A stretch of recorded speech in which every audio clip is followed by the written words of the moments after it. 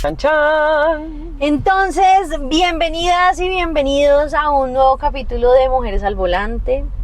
Esta segunda temporada se vino caliente porque si ustedes se sorprendieron con estas mujeres poderosas que tuvimos en la primera temporada, esto está ardiendo. El capítulo pasado con la Tata Salazar y hoy con este mujerón que nos viene a charlar un ratico sobre todo lo que ha hecho y lo que ha dejado de hacer. Entonces, bienvenida querida Linda, gracias por aceptar nuestra invitación, gracias por estar acá, por abrirnos tu tiempo, tu agenda, tus espacios y cuéntanos, ¿cómo te llamas? ¿De dónde eres? ¿De dónde saliste? ¿Por qué resultaste aquí en Mujeres al Volante? Bueno, eso es una buena pregunta que hay que hacerle a Evelyn. Yo soy Linda Patiño, actualmente soy la gerente de comunicaciones de Google en Colombia. ¿Y quién soy? Soy una ex actriz infantil, ex campeona biciclosista, ex aficionada de la guitarra y de acordes de fogata, actualmente karateca, madre, escritora y persona hiperactiva. Ya ven por qué la trajimos. En conclusión, gracias, muy amable, que estén muy bien, chao. Y Linda, ¿a qué se dedica? Linda, aparte de ser una mamá y una mujer integral que hace un montón de cosas, ¿a qué se dedica Linda? Bueno, yo me dedico en mi día a día profesionalmente a dirigir todos los esfuerzos de comunicaciones y relaciones públicas de Google en Colombia. El trabajo de mis sueños, literalmente. Okay. ¿Y a qué más me dedico? Soy docente, entonces también doy clases en universidades. Ok. ¿Cómo llegaste tú a Google? ¿Qué hace Google en Colombia? ¿Google es de Colombia? ¿Qué pasa con Google? Bueno, pues imagínate que estamos a punto de cumplir 13 años de presencia local de Google en Colombia. Las oficinas arrancaron en 2011 con 7 personas a bordo y hoy en día vamos a celebrar nuestro cumpleaños 13 con alrededor de 120 personas que colaboramos con Google en Colombia. Tenemos unas oficinas en la calle 94, alrededor del Parque de la 93, muy cerquita. ¿Y qué hacemos nosotros en Colombia? Es una muy buena pregunta. Creo que por un lado somos embajadores de Colombia ante el mundo.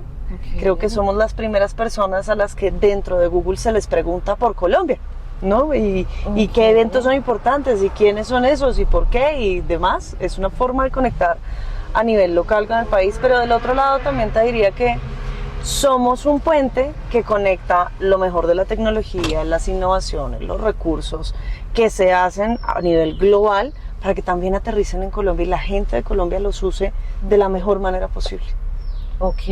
O sea, estamos siendo ventana en otros países. Exactamente. Y también digamos que la oficina un poco lo que hace es entender cuáles son las necesidades locales y también visibilizarlas hacia afuera para traer cosas maravillosas, te lo pongo así. El año pasado lanzamos billetera de Google y fue un producto que se lanzó también en Colombia como uno de los países prioritarios porque se vio un gran interés por las soluciones que permitieran pagos digitales en contacto, sin necesidad de cargar efectivo. También tenemos, por ejemplo, una aplicación que para mí es de mis favoritas y es en los sistemas operativos Android, tú puedes tener el sistema de alertas de terremotos de Android. Ok, sí, y cuando que estuvo muy de moda hace un poco y todo el mundo, ¿por qué no tengo Android? Y literal, sí, ¿por qué no? Entonces, nos encargamos de alguna manera de entender eso, si es útil para las personas, visibilizar esa utilidad y también seguir generando impactos positivos, que los negocios puedan hacer negocios, que las personas aprendan de marketing digital, que las personas se eduquen, que aprovechen las becas o los distintos recursos que tenemos también públicos. Y entonces mi vida y la historia de cómo llegué a Google en Colombia, que era la pregunta inicial, es una historia literalmente de un sueño.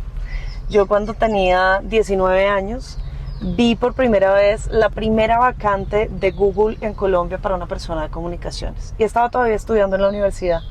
Y para mí me explotó la mente porque decía mínimo 10 años de experiencia, bilingüismo, ¿no?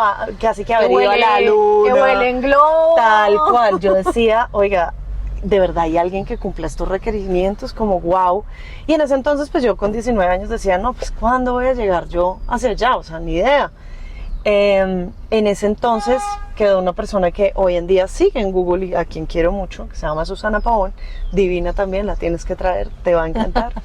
Ok, Susana, ojo al dato. Y Susi en ese momento quedó. Años más adelante empecé yo ya mi carrera profesional en el mundo de las ONGs, trabajé en temas de derechos humanos de las mujeres, trabajé en temas de derechos digitales, de ahí pasé al periódico El Tiempo, estuve en redacción de tecnología. Y de ahí, trabajando en redacción de tecnología, me empecé a enamorar del Google desde otra perspectiva, ¿no? Yo cubría tecnología, entonces conocí a Sundar Pichai, me fui hasta Mountain View a conocer las oficinas, tuve un Google Pixel antes siquiera de que hubieran sacado el tercer modelo, conocí los grandes estudios de YouTube, como que tuve muchas oportunidades de ver la marca desde distintos ángulos y de conocer muchas personas, entonces siempre me interesó. O sea, estabas en la movida, metida 100% en lo que te apasionaba. Tecnología, eso te corría por la tal cual, tal cual. Y Google era una parte muy importante, como que yo lo veía con mucha admiración, como creo que todos. Y en esas, más o menos, estaba trabajando ya en el sector de relaciones públicas y una chica que trabajaba conmigo me dice, acabo de ver el job post, que es tuyo, es para ti, eres tú. Y veo yo el job post y aplico. Y entré eso en un proceso increíble de entrevistas, de un montón de cosas así, una prueba técnica increíble. Y de repente, faltando un mes, me dicen, no se abre la vacante. Por Dios. Yo tuve Google Tusa. Era una Google Algo no Tusa. volvió a ser igual en Lotso. Durante 6 meses yo lloraba porque, claro, la sensación que tiene uno en un proceso de estos, de esta envergadura, literalmente, llegar. es... se fue mi oportunidad, nunca más, ya no fue, ya no fui, lo que pudo ser, ¿no? Y uno se queda un poco con esa película mental. Meses después se abre otra convocatoria, aplico, la recruiter me dice, pero a ver, usted hace 6 meses estaba aquí, ¿qué pasó? Y yo, eso mismo me pregunto, no sé. Dígamelo usted. ¿Qué pasó? Hice unas llamadas y me dijo, no, continuemos el proceso y demás, entonces eso ayudó mucho porque yo ya había pasado por muchas pruebas técnicas y muchas cosas. Y para el 23 de diciembre del 2022 me llama alguien de Recursos Humanos y me dice, Linda, tienes unos 15 minutos para feedback. Y yo, miércoles, ya no fui. Feedback. Sí. No, eso es te lo agradezco, pero no. Para decirme, y yo no estoy preparada para que me vuelvan a decir que no. Mi corazón no va a resistir una segunda Google Tusa. Y yo, Dios mío. Entonces yo, no, pues salgamos de esto rápido, 23 de diciembre, uno arreglando la cena del otro día, sí, no. Yo, no, pues dime, sí, llámame. Me llama, no, Linda, mira, queríamos agradecerte por todo el proceso, sabemos que es un proceso largo, y yo, ¿en qué momento me va a decir que no? Y queríamos agradecerte y decirte que eres la candidata con la que vamos a continuar el proceso. Y yo, por Dios. Grito, ¿no? Obviamente el recruiter se ríe y yo, ay, perdón, y me dice, tranquila, celebra. Grito de la emoción. Detrás de la pared está literalmente mi esposo con una oreja así, parando oreja, ¿no? Y gritamos los dos de la emoción y yo duro una semana sin contarle a nadie. Hasta que eso se diera. Yo no me lo creía, o sea, me llamaron y yo, ¿en qué momento vuelven y me llaman y me dicen? No, oye, fue un error. No fue tal cual. Como, mira, era el número de otro. Se cerró la vacante, no sé, o sea, ya me la habían hecho una vez y yo no, ya no podía. Yo veo esta historia ya y me vuelvo a emocionar. Esta historia me hace familiar. Yo estoy leyendo un libro, trata de el tema del síndrome del impostor en las mujeres, ¿no? Exactamente lo mismo, decía, mira, una mujer X se presentó para ser profesora en la mejor universidad de Estados Unidos. Tenía esto, la llamaron y le dijeron, sí, usted es. Y ella aceptó y se sentó a llorar a decir, ¿en qué momento se van a dar cuenta que yo no soy capaz, que yo no puedo, que yo no sé, que de pronto esto fue un error, que se le van a dar a otra persona? Y mira, el síndrome del impostor además tiene muchas formas. Te voy a contar 2 cosas. Entonces, la primera es, me dicen a mí tal, yo no le digo a nadie hasta que me llama mi jefa y me dice, bienvenida al equipo. Venga mañana. Ahí, tal cual. Ahí yo ya digo, ok, esto sí fue. Exacto. Entro yo a Google con la mayor de las emociones, con una historia, ¿no? De más de 10 años, siguiéndole la pista a la marca, entendiendo yo no sé qué. cumpliendo 29 años justamente, 10 años después de que había visto el primer job post que decía que tenía que tener 10 años de experiencia y un montón de cosas. Los tengo. Y yo Tengo todo lo que necesitas. cumplí la hoja de vida que para mí, linda de los 19, era imposible. Pero una anécdota que me pasó en la entrevista y que cuento mucho en estos talleres de I Am Remarkable y talleres que hacemos de temas de mujeres, es en una de las tantas entrevistas que tuve, yo estaba hablando de mi libro. Yo escribí en 2019 un libro que se llama ¿Qué diablos hacen los influencers? Ok, sí. No me vayas a preguntar eso porque me costó 250 páginas responderlo. Y en esas, yo estaba hablando de mi libro y yo decía, no, y nosotros publicábamos, entonces nosotros hicimos, entonces nosotros, y el entrevistador me interrumpe y me dice, ven, ¿por qué hablas de nosotros? ¿Es tu libro o es una coautoría? Y me deja completamente fría, ¿no? Además, yo estoy en la entrevista por el puesto soñado, ¿no? Me siento patética. Me deja fría y le digo, no, yo lo escribí. Y me dijo, entonces, ¿por qué usas el pronombre en plural? Yo, no, porque pues todo es un esfuerzo colectivo, ¿sabes? Estuvo el señor de diseño, el de diagramación, y me dijo, no, Linda, es tu libro y tienes que hablar de él como tu libro. Y con el orgullo de haberlo hecho. Y eso me sorprendió un montón. Entonces, alguna vez en un taller de I Am Remarkable hablábamos con unas amigas y decíamos, imagínate, la gerente de comunicaciones de Google en Colombia también puede tener síndrome de la impostora y en la entrevista decir nuestro libro porque no se siente preparada o suficiente de haberlo hecho, ¿no? Así es. Entonces, sí, es un tema bastante poderoso. Ok. Linda, ¿cuál es tu mayor miedo? ¿A qué le tienes miedo? ¿A qué le tengo miedo? Yo creo que hay muchos miedos que tengo y sobre todo el miedo más grande es a no poder cambiar cosas. El miedo a que a pesar de todos los esfuerzos las cosas sigan igual. Y es porque llevo 12 años trabajando en mi vida por muchos temas de equidad de género, temas de inclusión, temas de transformación social y me da miedo que el día de mañana vea y diga, al final no cambia nada. Me muero, ¿no? Creo que ese sería mi mayor miedo. Ok. Suena un miedo muy adulto, ¿no? Uno espera desde las arañas. Y muy transformador, muy... Tuve que haber cambiado algo. Pero si tú impactas una persona, cambiaste un mundo, una familia y un futuro.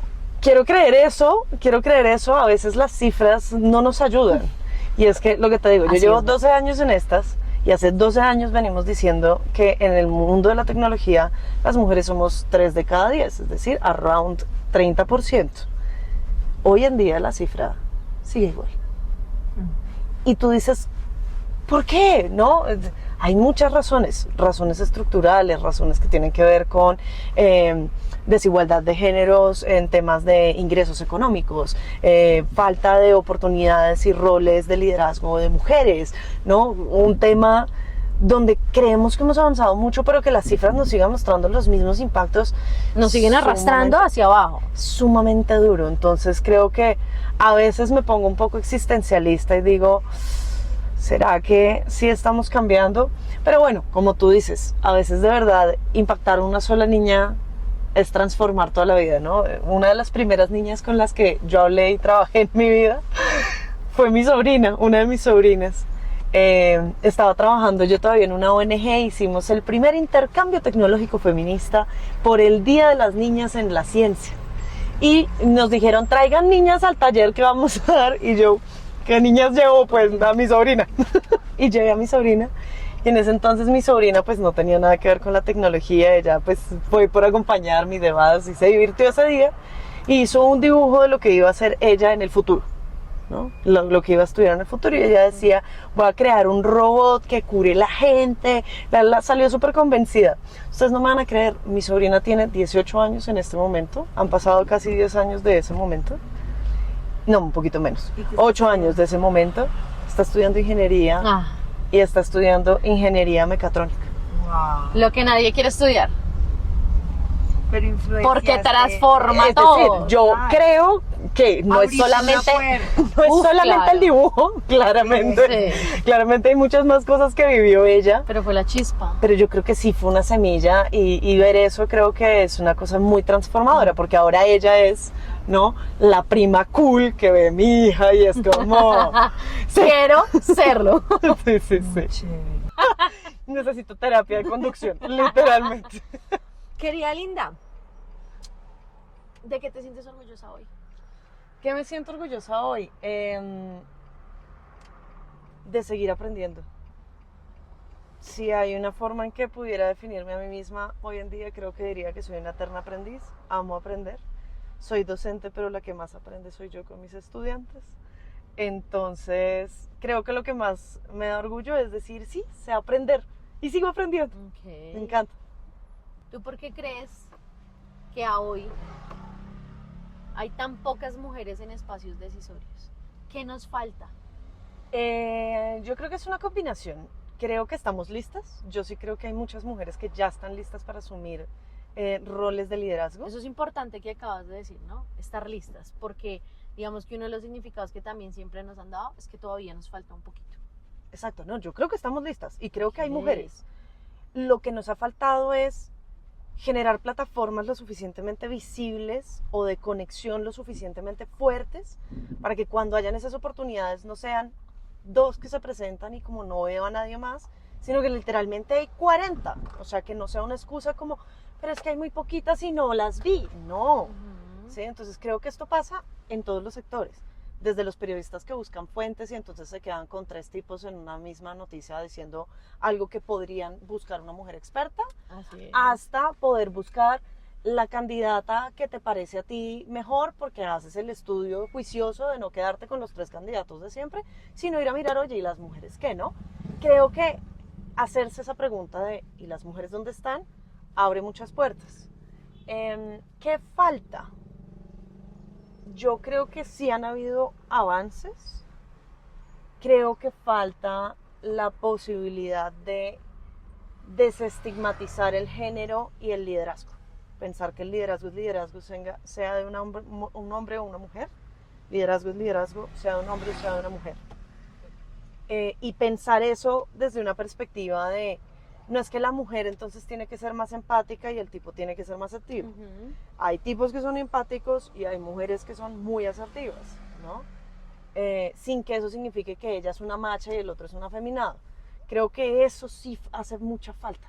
Como que ya estamos en un punto donde, sí, las mujeres son profesionales, pero seguimos cayendo con el típico rol femenino de la profesionalización. Social, en la parte social, humana. Y de cuidado, y Ujú. pues no todas las mujeres tenemos nuestro centro de habilidades necesariamente relacionadas con eso, seguramente por contexto, por crianza, estamos más expuestas a eso, pero no significa que sea algo innato, es algo que Así se es. aprende. Entonces creo yo que, además, conozco muchas mujeres, muchas, cuyo estilo de liderazgo no es típicamente femenino, tienen un liderazgo orientado a resultados, a un feedback directo, a no este sugarcoat, ¿no? Esta capa dulce que armoniza y donde todo el mundo tiene que estar inspirado. Y pues. contentos. Y hay que tener a todo el mundo feliz. Exacto. Por como entonces, tú dices, como tú hablas, como tú tomas decisiones.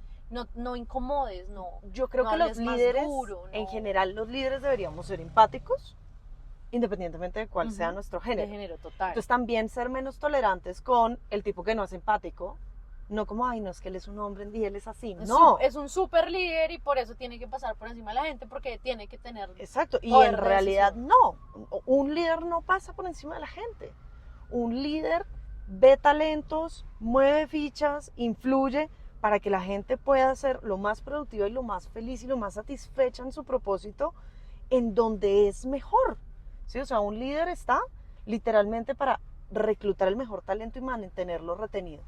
Y sí, eso a veces implica tomar decisiones difíciles de decir, este no es tu lugar y necesitas encontrar algo diferente. Pero Que no no está por mal. eso, exacto, no por eso ser terrible y humillar a la persona y desgraciado, ¿sabes? Ujú. Como que líder no debería ser significado de buena papa simplemente, sino líder debería ser una persona carismática, inspiradora, pero también capaz y que tome decisiones. ¿Cuál crees que es la falla que tenemos las mujeres entre nosotras para no, tal vez, o reconocer lo que las otras hacen o el valor de las otras? ¿Qué crees que nos hace falta a nosotras? Porque muchas veces, sin quitarle la responsabilidad al entorno social, económico y cultural que ha marcado que nosotras hayamos, digamos que desarrollado nuestra vida en entornos supremamente machistas y misóginos, pero entre nosotras también hay un tema algo preocupado, y también ha sido cultural que nos han infundado un poco en que tenemos que ser rivales, Yo porque creo, ella es más bonita, sí, porque yo creo que ella es eso. hay una herida sin sanar en la gran mayoría de mujeres.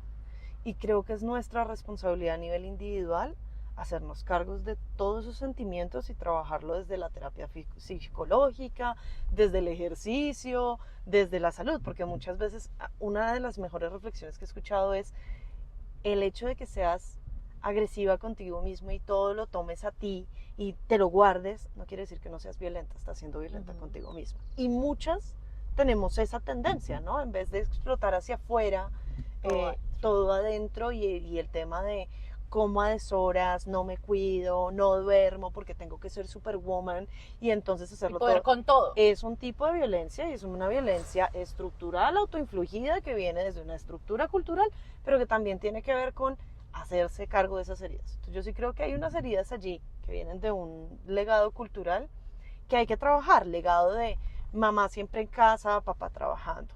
Legado de mamá le parecía horrible las personas gordas, entonces hay que trabajar el tema de la gordofobia. A mamá le parecía muy importante el tema del dinero, entonces yo creí diciendo que si la persona no tenía dinero no tiene valor. No, hay un montón de cosas que vienen heredadas desde esas perspectivas como educativas de ser mujer y ser la mujer ideal. Creo que todas tenemos que encargarnos de ser nuestra propia mujer ideal y sanar esa mujer ideal que no va a ser. No y vamos que no a ser. es necesariamente la obligación de ser, ¿no? Que O sea, es el real. estereotipo Exacto. que nos vendieron, hablaba yo con la Tata el sábado, exactamente.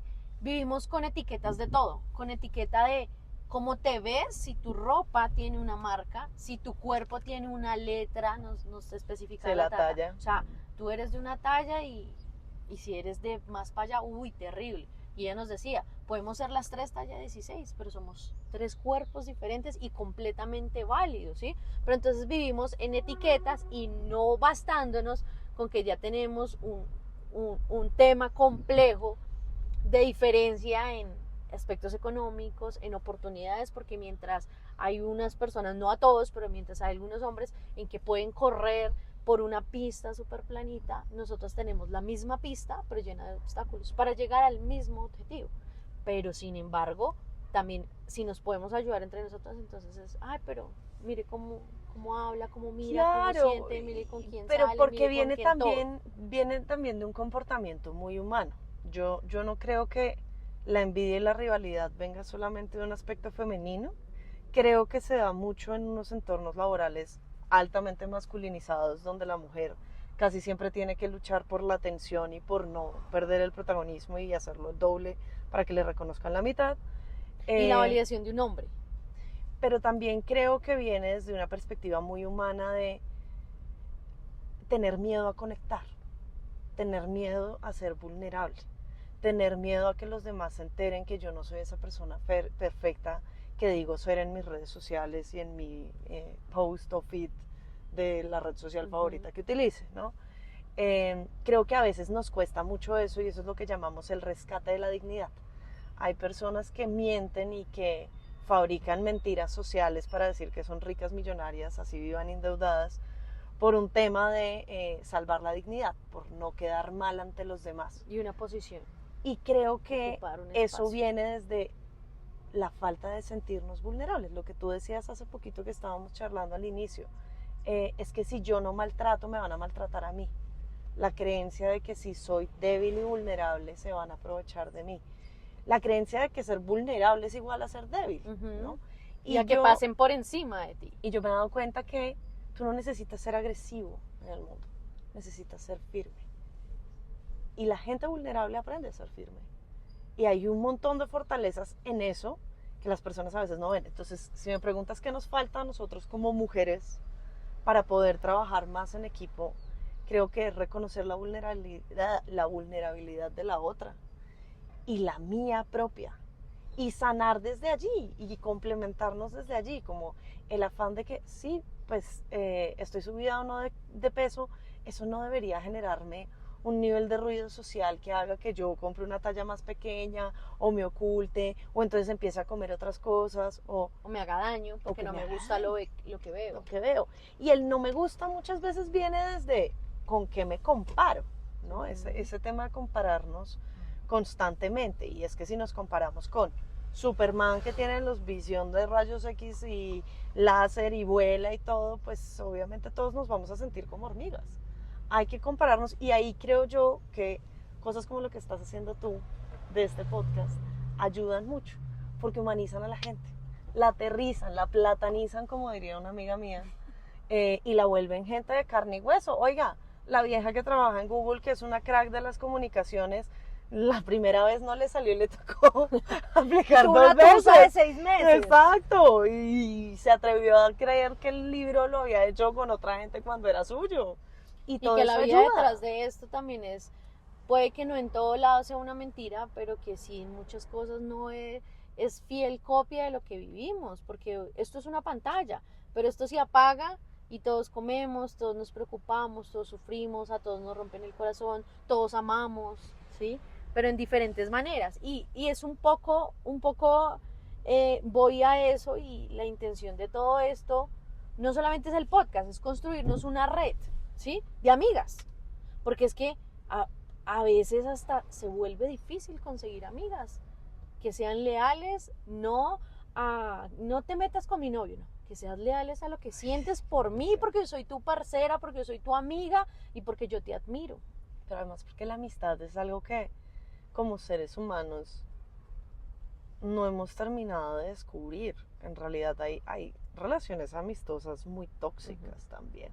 Y dañinas y destructivas. Y que vienen desde un sentido de la posesión y desde el, si eres mi amiga, tú no te puedes hablar con fulana porque fulana me cae mal y desde allí empieza todo, ¿no? Romper vínculos. ¿Cómo ayudamos a sanar a mucha gente que está rota por dentro porque viene de una familia que le enseñaron eso? Es que también nos percibimos un poco como enemigas, como rivales. Sí, yo creo que por lo que han habido tan poquitos espacios de visibilidad pública para reconocer a esas mujeres y son tan luchados, a algunas les cuesta mucho ceder el espacio. Y ahí vuelvo a decir el tema del liderazgo. A veces la gente cree que ser líder es ser jefe. A veces la gente cree que es mandar. A veces la gente cree que ser líder es igual a ser el que queda en la foto, el que cita, ¿no?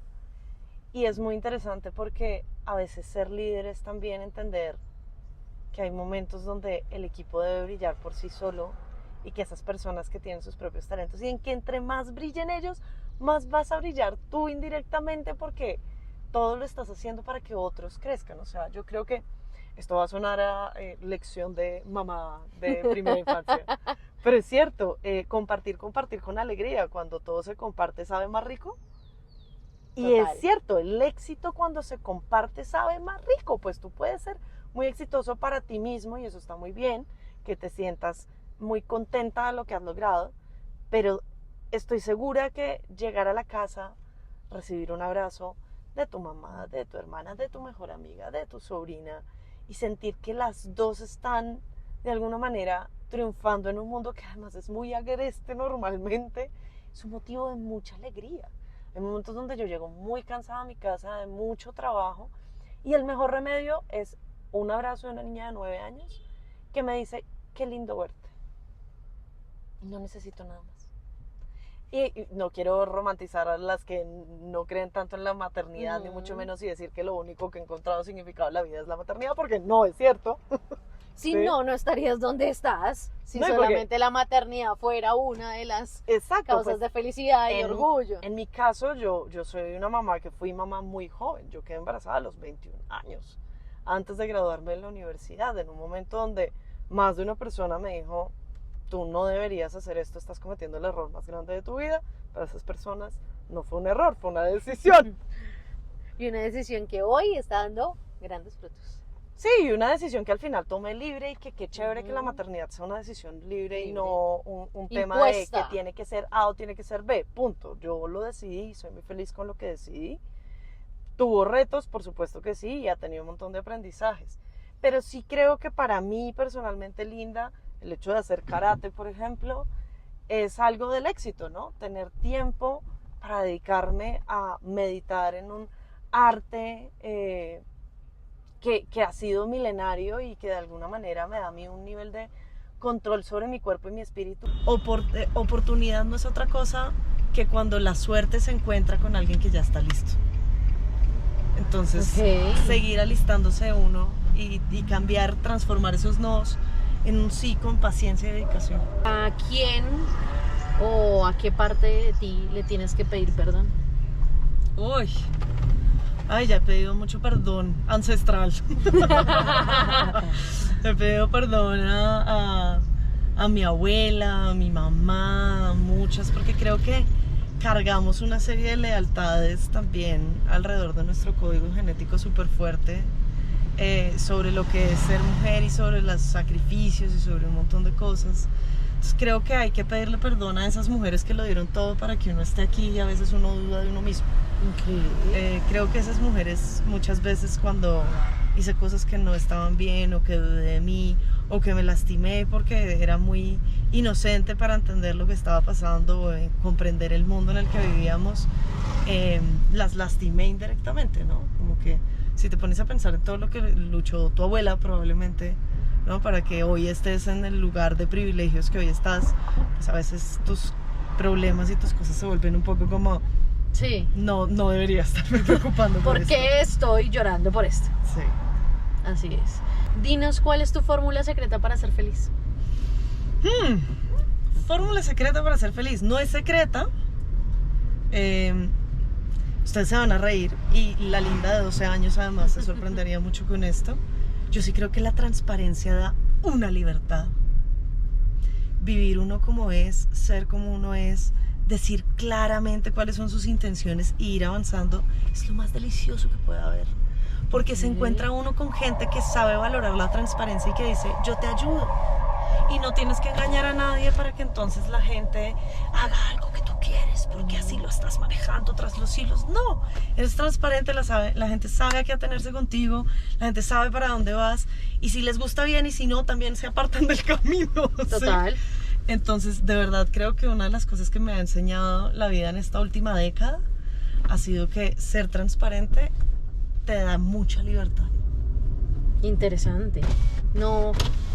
Y no ser pretenciosa, no pretender querer ser algo que no somos. No, que y al no final sentimos. uno puede ser muy ambicioso también, ¿no? Ajá. Pero cuando uno es transparente, pues uno acepta que es ambicioso y sabe que Y es ambicioso. quiero eso, y voy a trabajar y voy a trabajar por esto, y te ofrezco esto, y ¿qué te parece? No, entonces termina siendo no un tema de manipular a otros para conseguirlo, o de fake it para ver si yo lo proyecto y los demás lo creen, entonces me van a tratar así. Es como, hoy soy lo que soy. Y, por ejemplo, hace muchos años, te conté que yo había sido niña actriz. Cuando era niña, tenía 10 años y estaba en un programa muy popular en la memoria colombiana que se llamaba Club 10. Okay. Y nosotros en ese entonces pues trabajábamos en un estudio de televisión donde, como todos los estudios de televisión, estaba el vigilante, la señora del aseo, normal, un trabajo más. Entonces, alguna vez a los niños, estando chiquitos, alguien nos preguntó, no recuerdo bien quién, bueno, ¿y ustedes saludan de la misma manera al director que al vigilante? Los 5 niños, todos contestamos. Te vas a reír, pero la única que dijo que sí era yo. Y se rieron de mí. Ay, pero linda, ¿cómo vas a hacer eso? El director es el director, ¿qué te ocurre? Y yo no, pero es que el señor Wilson es mi amigo. O sea, yo no me imaginaba llegar yo a grabar y no saludar. Para mí era... Y hoy en día creo que hay muchos tipos de liderazgo que pueden criticar eso y pensar muchas cosas, pero yo sí creo que siendo uno transparente y siendo uno quien es, pues a mí no se me cae la boca por decir un buenos días a alguien y tratarlo como una persona, ¿sabes? Así es. Pero eso es más escaso de lo que uno cree. La humanidad ha tenido unas fracturas bien difíciles y nos ha hecho creer que lo que hablábamos, entre más duro hable, menos compasiva sea, le diga las cosas a las personas de cierta manera, pues voy a tener más respeto porque soy yo. Y sí, supongo que de nuevo, luchar contra esos estereotipos de éxito que al final no son otra cosa que un espejo proyectado. O sea, es como tú decías, las tallas, ¿no? Estoy tratando de meter todo mi bello cuerpo y mi diversidad y mi expresión espontánea en una cajita que inevitablemente va a hacer que tenga que recortarme o rellenarme otras partes para llegar al molde, ¿no? ¿Qué me saca la piedra? Uy, muchas cosas. Pero soy de piedra fácil, es decir, me enojo y luego ya, me calmo. ¿Cómo se me olvidó? Sí, se me olvidó o también me relajo mucho, como que he aprendido mucho en eso. Me enoja la gente que se derrota fácil consigo misma. O sea, me enoja ver gente que no se exige a sí misma, me cuesta y me interpelo muchas veces. Es porque entiendo que la gente no ha pasado por los mismos caminos que yo, pero que al final yo digo, pucha, es que tienen que ser responsables de sí mismos. O sea, no pueden ir por el mundo esperando que el mundo los arregle. Arréglense si necesitan, ¿no? Un poco eso me genera algunos mal genios. Me da mal genio la gente que trata de manipularme. Creo que esa es una de las cosas que, como soy una persona muy transparente, es de una como un red flag, tal cual como no son de leche, gracias. Sí. Mudé de dientes hace ratico. Tal cual. ¿Y qué más me molesta? Ay, que mi hija no coma. Es otro de esos momentos donde es como, Dios. Ay, ¿por qué? Porque además en mi casa mi hermano, yo, mi papá, todos fuimos de muy buen comer, así que esto es nuevo para mí, es como... Esto de que no coma es una nueva aventura. Exacto, estoy aprendiendo.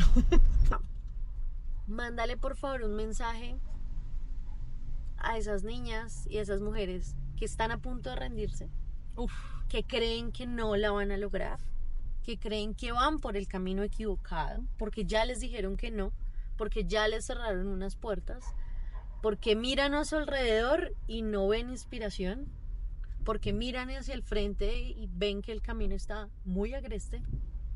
¿Qué mensaje le darías tú a esas niñas, a esas mujeres, a esas mamás, a esas señoras, a esas empresarias, a esas duras que a veces uno las ve tan duras y por dentro uno no sabe qué pasa? Es difícil ser contundente, pero voy a dar el mismo mensaje que me dieron a mí cuando yo estaba ahí. Y es, tú ves este panorama, pero eres como un faro y has iluminado el camino para atrás. Mírate con los ojos de quienes aspiran a ser algún día como tú. Esa niña que hoy en día no tiene libertad económica y que tú sí la tienes. Esa señora que acaba de pasar por un divorcio y que te ve a ti reconstruir una vida y se siente feliz. Es decir, siempre nosotros tendemos a subvalorar lo que hemos logrado y no nos damos cuenta de que aún seamos lo más sencillas posibles y no nos reconozcamos como mujeres poderosas, ya hemos influido en alguien, ya hemos inspirado a alguien y esa persona daría todo lo que tiene por estar donde estamos nosotras. Eso es buenísimo porque cuando uno dice, no, es que igual para qué estoy haciendo esto si nadie valora y ya no hay dónde para más, tú no te imaginas el pavimento que has dado para que otras mujeres puedan recorrer esa senda, y si lo botas pues simplemente las vas a dejar botadas. Ok, duro. Muy duro. Cuando me lo dijeron duro. a mí, cuando me lo dijeron a mí fue muy impresionante y me sorprendió mucho porque yo me sentía muy chiquitica en un mundo rodeada de hombres que tenían una voz más fuerte que yo, subvalorada, maltratada. Me sentía completamente ignorante, inservible. Y cuando me dicen, oye, tú no sabes lo que eres tú para otras que están detrás tuyo, fue como, nunca lo hubiera pensado. Y sí, si me voy yo, pues dejo que el resto de la fila se desmoronice y se desvalorice. Si no pudo ella. Exactamente. Entonces creo que eso es algo que nos ayuda a ser resilientes y seguir adelante. Para cerrar y concluir Chan, chan, chan. este duro podcast, porque ha sido fuertecito, ha tocado fibra. Ay, Dios, no es así ay, Dios. como la conversación tan chistosita, no, es lo que tú dices, hay que ser contundente. Al pan pan y al vino vino, dice mi mamá. ¿Tú crees que en algún momento las mujeres vamos a poder tener las mismas oportunidades que los hombres? Sí, yo creo que sí. Sí lo creo porque además estamos viviendo en un momento de la vida tan espectacular donde tenemos tanto en qué pensar, tanto que cada vez más siento que la línea de género está quedando un poco relegada a, ¿no? En un mundo donde tenemos que pensar en la inclusión de muchas más identidades, donde la conversación ya no es binaria, donde estamos reinventándonos como sociedad ante una posible emergencia climática. Estos debates van a pasar a ser, no dejarán de ser importantes, pero van a pasar a ser una realidad diferente. Y nos vamos a centrar en, necesitamos gente que arregle esto. Ya no me interesa si eres blanco, negro, amarillo, mujer o no, o cómo estén dentro de tus piernas, no, ya no me interesa. Necesito cerebros que piensen en esto. Y creo que hay que estar listos y listas. Ok. Yo sí creo que va a llegar el momento y va a ser más cerca que no. ¿Qué tienes tú para ofrecerle a las otras mujeres? ¡Ja! Todo. Estoy a un ping de distancia, suelo decir en mi trabajo, estoy a un mensaje directo de Instagram de distancia. Y tú lo sabes. Confirmo. Confirmemos. La mujer menos rogada. Tengo que decir que a veces no tendré tiempo, pero sí tengo muchas ganas de conectar, muchas ganas de conocer gente interesante, de sorprenderme. Entonces pregunto con genuina curiosidad. Entonces, ¿qué tengo para ofrecer? Mi curiosidad, mi sonrisa, mis ganas de conectar con la gente. Espectacular. Bueno, muchísimas gracias a todos y todas. Gracias a ti, querida Linda, por haber venido, por conectar en este espacio tan bonito, por abrirnos tus experiencias. Y sabemos que estos espacios y estas vivencias que tú tienes tienen que llegar a muchos lugares, y la intención siempre ha sido que acá no nos vamos a quedar, nosotros nos vamos para territorio, nosotras nos vamos a territorio. Este podcast va a seguir andando al volante en los municipios de este país, en donde de verdad las mujeres estemos, las mujeres de verdad, las mujeres que a diario nos levantamos a pelear en el buen sentido de la palabra, por nuestros sueños, por los sueños de nuestras familias. Entonces, aquí seguimos firmes en nuestra segunda temporada, demoraditas, lentas, pero aquí vamos dándole con toda, y esperamos verlos en un próximo capítulo. Chao, chao, chao, chao. Chao, chao. Chao, querida. Yo solo parezco.